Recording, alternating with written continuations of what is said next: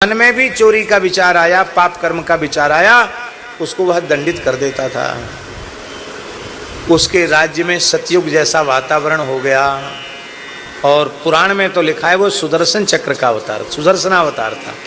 देखो कैसी विचित्र बात है, परशुराम जी ने उसका संहार किया। परशुराम जी भी भगवत अवतार और सहस्त्रबाहु अर्जुन भी सुदर्शनावतार। ये सब लीला करते हैं, नाटक करते हैं। जय विजय भगवान के पार्षद हैं, वही हिरण्याक्ष हिरण्यकशिपु बन जाते हैं, वही रावण कुंभकर्ण बन जाते हैं, भगवान उनके साथ खेलते हैं। सब भगवान का नाटक है, सब भगवान की लीला है।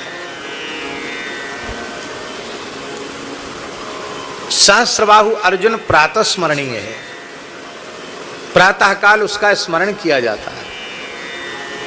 हाँ,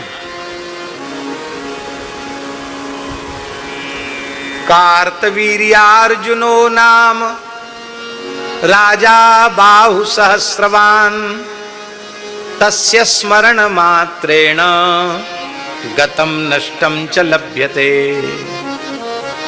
जो सहस्रबाहु अर्जुन का प्रातः काल स्मरण करता है, उसका खोया हुआ गया हुआ धन, नष्ट हुआ धन फिर से वापस आ जाता है। नष्ट हुई विद्या उसे पुनः प्राप्त हो जाती है।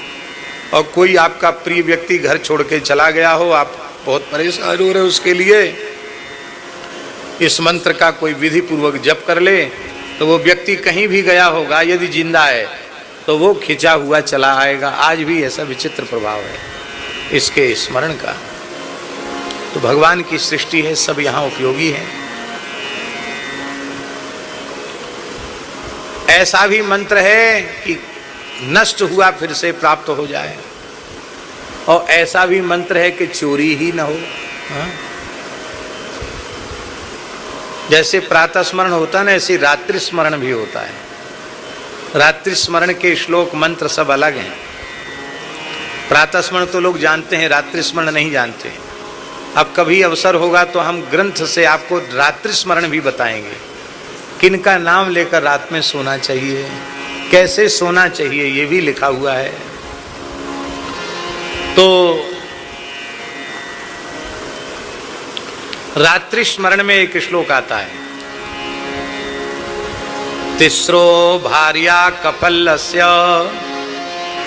दाहिनी मोहिनी सती तासाम स्मरण मात्रेण चौरो गच्छति निष्फला कफल्लकः कफल्लकः कफल्लकः। कफल्लक नाम के ऋषि थे, उनकी 3 ऋषि पत्नियां थी, दाहिनी मोहिनी सती।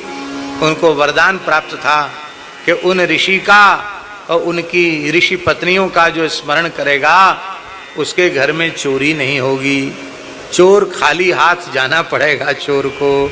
चौरो गच्छति निष्फलः, खाली हाथ चोर चला जाएगा। जंगल में भले ही रुपया भर के थैला रखो, सो जाओ, विश्वास पूर्वक इस मंत्र को ले लो, कोई हाथ नहीं लगाएगा।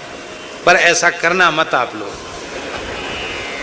क्योंकि विश्वास की कमी होगी, कहीं थैला चोरी हो गया तो आप झगड़ा करने हमसे चले आओगे।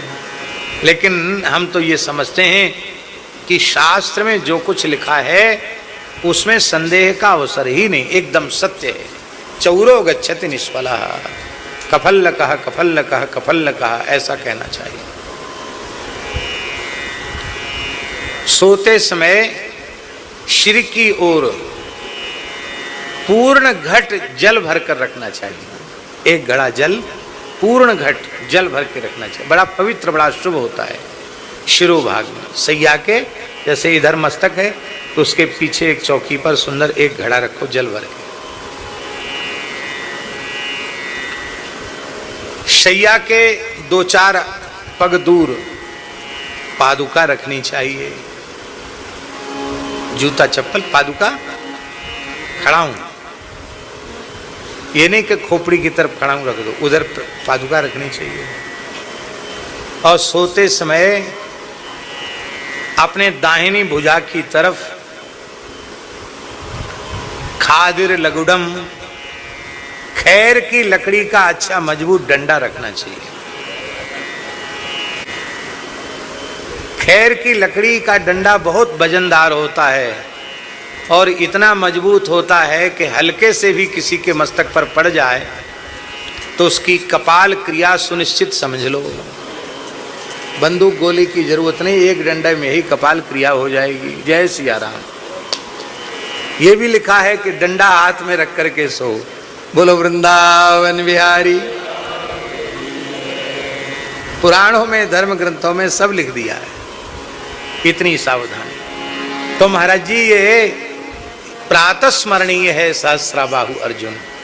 इसने कहा महाराज आपने इतने वरदान हमको दे दिए और इतना सब कुछ मुझे मिल जाएगा, मैं सप्तद्वीपति पृथ्वी का एक छत्र सम्राट हो जाऊंगा, तो मुझे अहंकार भी आएगा।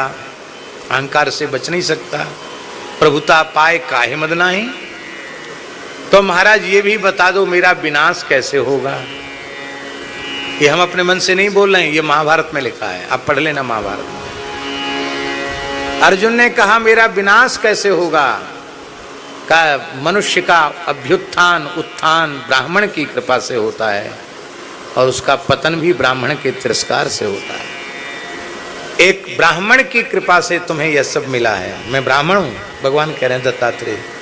और जब तू ब्राह्मणों का तिरस्कार करेगा, किसी एक ब्राह्मण का तिरस्कार करेगा तो श्रीहीन हो जाएगा, तू अपने वंश के सहित नष्ट भी हो जाएगा।